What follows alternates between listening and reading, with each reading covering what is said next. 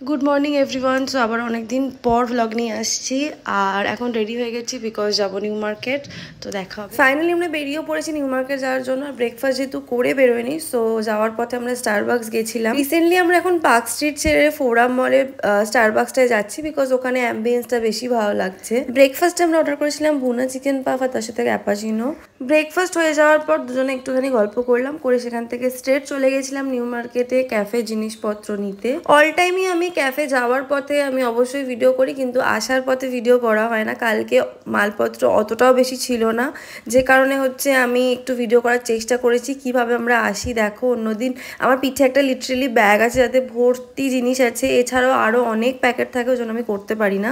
বাড়ি এসে দুটো রুমেরই নতুন বেডশিট পাতা হয়েছিল। আর কেন শেয়ার করলাম, কারণ এই বেডশিটগুলো আমারই কালেকশন, রিসার্চ কালেকশন। এগুলো ইলাস্টিক বেডশিট আছে, তোমাদের ভালো লাগলে কমেন্ট করে জানিও। দেন দুপুরবেলা ফ্রেশ হয়ে লাঞ্চ টাঞ্চ করে আমি এখন যোগায় ভর্তি হয়েছি বিকজ আমি যোগা আগেও করতাম বিয়ের আগে, বাট অনেক দিন ডিটাচ, যে কারণে যোগা নতুন ক্লাস জয়েন করলাম। ফার্স্ট দিনের এক্সপিরিয়েন্স আমার ভীষণ ভালো লেগেছে। এরপরে কোনোদিন ক্লাসে আরো সবাই থাকলে আমি শেয়ার করবো। দেন সন্ধ্যেবেলা ক্যাফে থেকে এসে রাতের বেলা আমি এই কুর্তি সেটগুলো পরে পরে ভিডিও শুট করছিলাম, কারণ নতুন তোমরা অনেকেই আমার ব্লগ থেকে জানোই, বা যারা আমার পেজ ফলো করো তারাও জানো যে আমার শাড়ির সাথে কুর্তিও লঞ্চ হয়েছে। সো ব্লগটা কেমন লাগলো কমেন্ট করে জানিও। দেখা হবে নিউ ব্লগে, টাটা।